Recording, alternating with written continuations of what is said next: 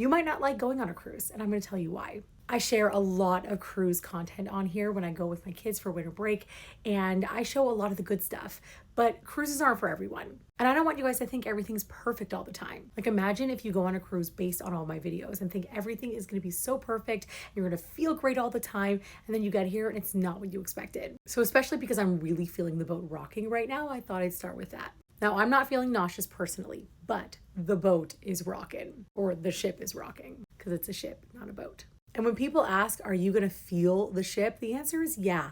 When the water is moving and the ship is moving, you could feel it. Now, I will say personally that I sleep like a baby because I'm being rocked like a baby, but a lot of people don't love it. So if you're afraid of nausea, I can tell you that there's a lot of medications you can take. You can wear the wristbands, the little stickers behind your ears, but even with that, you're still going to feel the ship rocking. Another thing to note is there's a lot of people on the ship. Specifically on Harmony or any of the Oasis class, there's around 6,000 people. So if you don't like being around a lot of people, yeah, you're not gonna like this. Even though there's not really a lot of lines that you're standing in, except for like when you're going into a show, and even then things go very quickly, it's still a lot of people.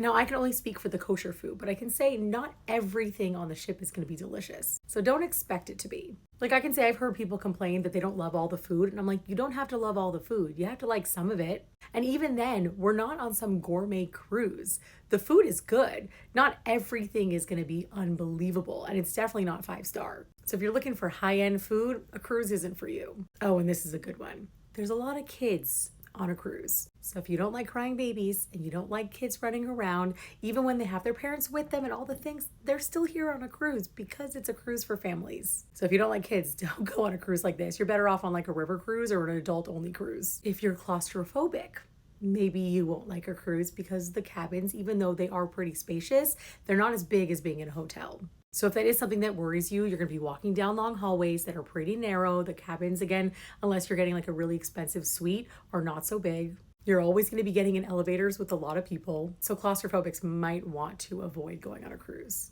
Clearly, I'm not trying to deter people from going on cruises. I love to share them and we have a great time. I just want you to know that your worries are okay. Those worries you have are valid, and cruises aren't for everyone.